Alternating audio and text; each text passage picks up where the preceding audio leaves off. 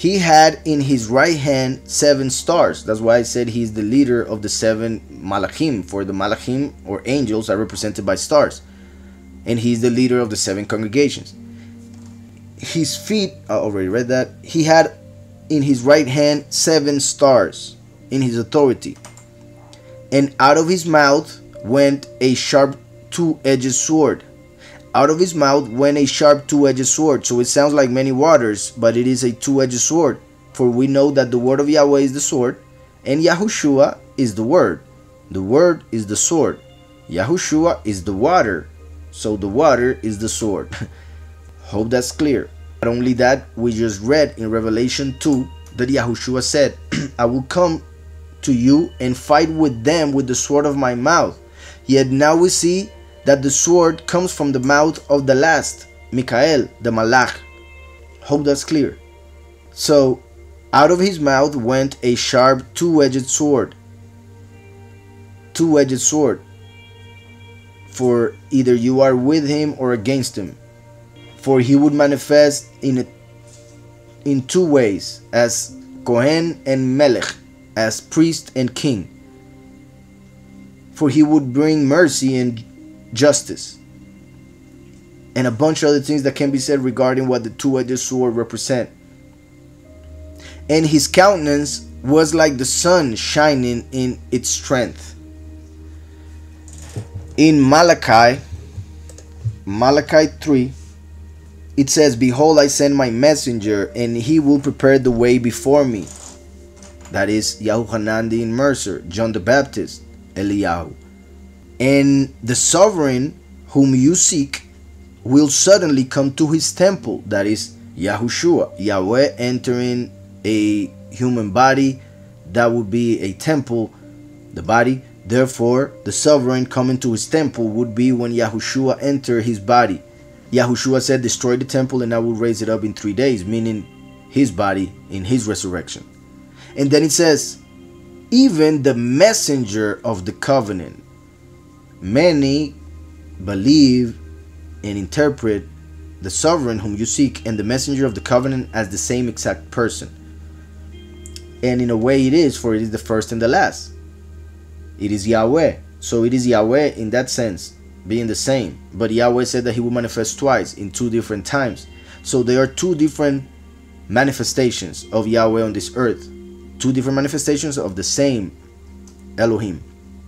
Yahweh already manifested by entering in his temple a body who came from a virgin without the sin that Adam passed down to all his children.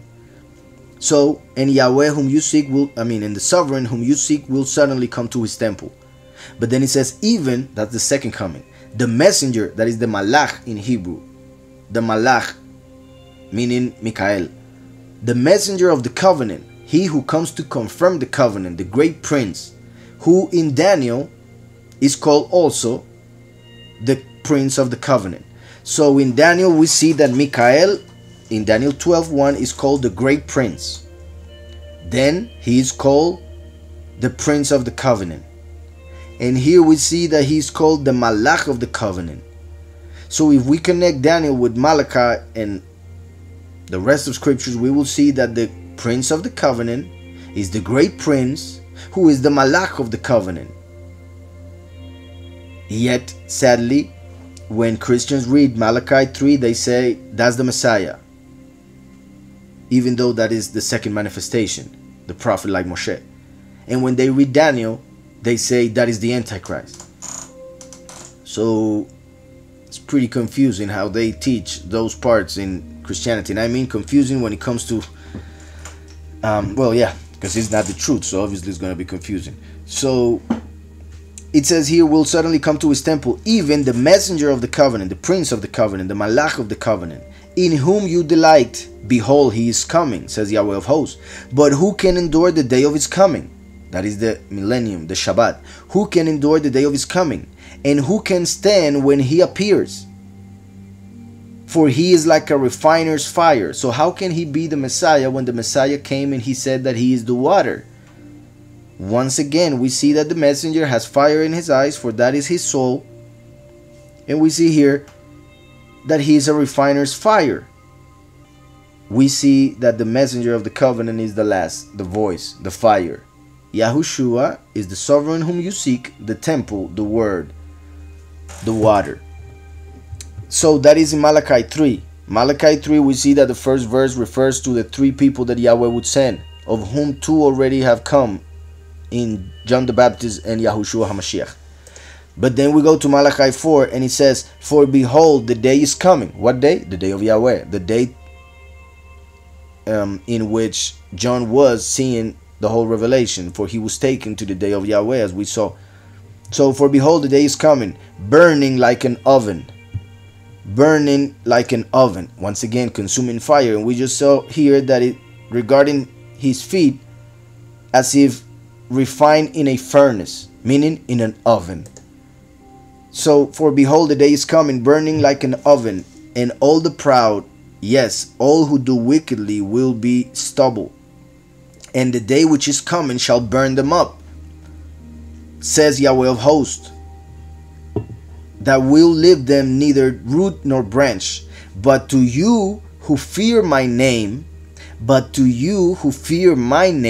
who fear the name Yahweh, not that fear it in a sense that they rather not pronounce it, rather not invoke it. That is not fearing the name. That is fearing their leaders who have told them that they should not invoke the name.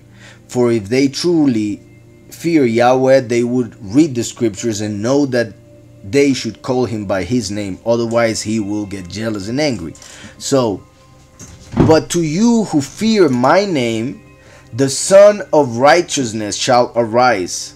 The Son of Righteousness shall arise to those who fear his name in the end times. So the 144,000 will be fearing his name in the end times, and then the Son of Righteousness will manifest like the sun in the beginning of the day, for the day of Yahweh is coming.